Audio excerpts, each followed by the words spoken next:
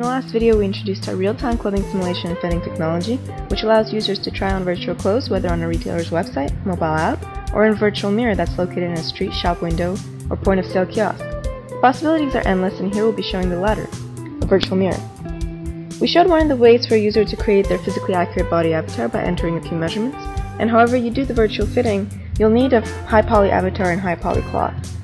We can then model real clothing that users can try on their avatars, see how the clothing fits them, where it's tight or loose, and how it will move and behave when animated, all in real time so there's no waiting and downloading. Of course, you can then buy the clothes. And the grey silk dress I tried on to illustrate how realistic the model dress is will also be used here. In this video, we'll show you our first virtual mirror experiment by using the Microsoft Kinect for Xbox 360 camera for the skeletal animation, combined with our avatar cloth, real-time simulation and animation, and fitting technology. The Kinect skeletal tracking system is quite primitive as it's meant for gaming. On the other hand, it's very cheap, and is already present in many homes, so keep in mind that the quality you'll see can be greatly improved by using some other markerless motion capture camera. Oh, and don't mind the floating shoes. When the Kinect camera loses sight of a body part, it can't imagine where it should be and goes pretty wonky.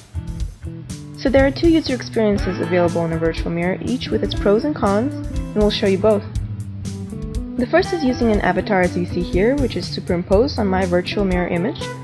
The avatar has my measurements, it moves as I move, and actually does it quite nicely, and it's trying on a grey silk dress that I tried on in the last video as well. In the last video we showed one of the ways for a user to create their body avatar by entering a few measurements, but there are other ways of creating the accurate dimensioned avatar, such as using a body scan of the shopper, whether taken in a 3D body scanner or with a motion tracking camera within the virtual mirror. You can also combine these methods. For example, if a user puts in just a couple of measurements, the camera maps out a 3D point cloud, and a database of thousands of body scans is employed for statistical extrapolation. The tension maps here represent where the garment is tight on your avatar in red, loose in green, and comfortably touching in yellow.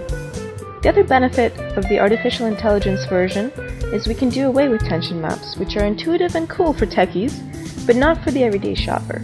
Instead of trying to figure out tension maps and what that means for how the garment will feel, the lively avatar will tell you that it might be, say, tight under the armpits and too loose in the bottom, so your butt will look too big. Try this one instead.